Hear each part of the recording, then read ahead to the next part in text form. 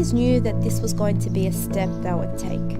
At first, I was a little hesitant because I knew things were going to change, but then I decided it was the right decision to make.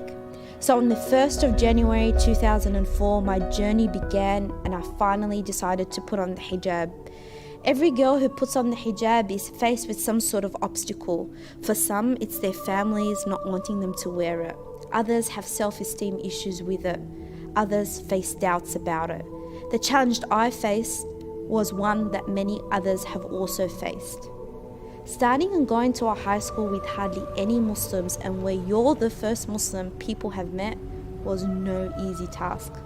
As teenagers, fitting in is the most fundamental thing in high school. Having no friends in high school is something every teenager tries to avoid. So I tried to be like them. Whatever the latest trend was, I went along with it. Not just that, but I needed to keep up with the latest beauty standards.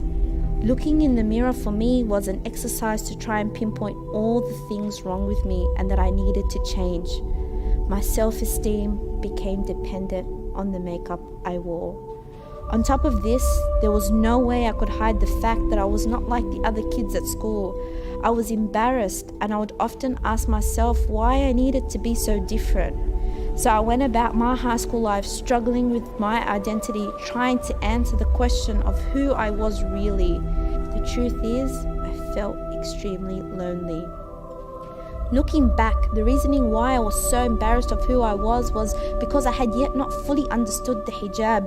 I thought the hijab was purely about modesty. I thought the hijab was there just to protect women from the gaze of men. But unfortunately, that was a very shallow and two-dimensional understanding of the hijab. It was not until I got to uni and started to take learning about my religion seriously that something happened. I fell in love. I fell in love with the hijab because I came to understand that it was not simply a piece of fabric draped over my body to conceal beauty and preserve modesty.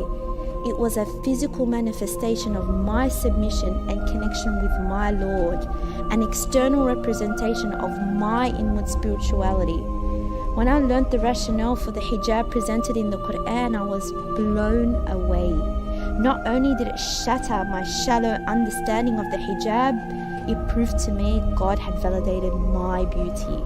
Therefore, I need to make the most of the opportunities and blessings I've been gifted with.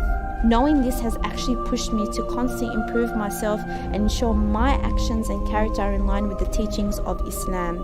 But we need to understand that by wearing the hijab, I'm not declaring I am Islam. Rather, I am a Muslim, meaning I am someone who is trying to follow this religion, who accepts it as the truth, sees beauty in it, and hopes to beautify myself with it.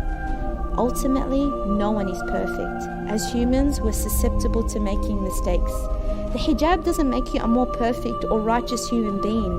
Rather, it's a constant reminder to keep striving and excel in your personal and spiritual development. Remember, no matter how dark the world gets, be like that star that stands out and shines the way for others to see.